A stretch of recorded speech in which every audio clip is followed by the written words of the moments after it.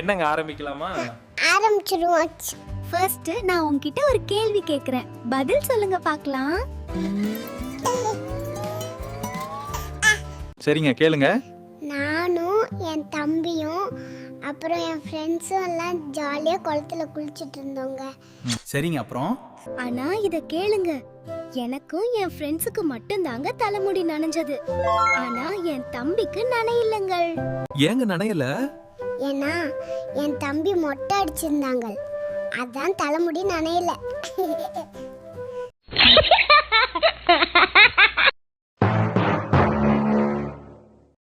சூப்பருங்க. நெக்ஸ்ட் இதை கேளுங்களே, நானும் என் தம்பியும் பஸ்ல டிராவல் பண்ணிக்கிட்டு இருந்தோங்க. அப்புறம் என்னங்க நடந்துச்சு? அப்புறம் என் தம்பி தோள்பட்டையை தட்டி கேட்டேங்க, டேய் இது ராயப்பேட்டையாடா அப்படின்னு. அதுக்கு என் தம்பி சொல்றாங்க, இது ராயப்பேட்டை இல்லடா, என் தோள்பட்டை கை வலிக்குது எட்ரா அப்படிங்கிறாங்க.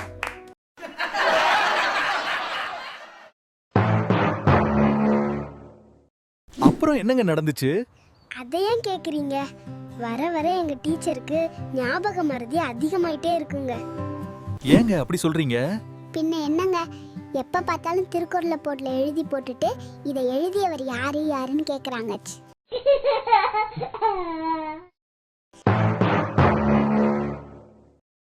ஏங்க சிரிக்கிறீங்க? இந்த தடவை எங்க அப்பா ஒரு பெரிய காமெடி பண்ணிட்டாருங்க, எங்க வீடே சிரிச்சிடுச்சு. அப்படி என்னங்க காமெடி பண்ணாரு? அது ஒண்ணும் இல்லைங்க, எங்க அப்பா எப்ப மார்க்கெட்டுக்கு போனாலும் வெறும் வாழைப்பழம் மட்டும்தான் வாங்கிட்டு வருவாரு. ஏங்க வாழைப்பழம் மட்டும்தான் வாங்குறாங்க? அதுதாங்க நாங்களும் கேட்டோம். அதுக்கு எங்க அப்பா சொன்னதை எங்களால தாங்கவே முடியலங்க. என்னங்க சொன்னாங்க உங்க அப்பா? எங்க அப்பா சொன்னாங்க, வாழைப்பழம் தாண்டா சீப்பா கிடைக்கும், அதான் வாங்கிட்டு வந்தேன் அப்படின்னு.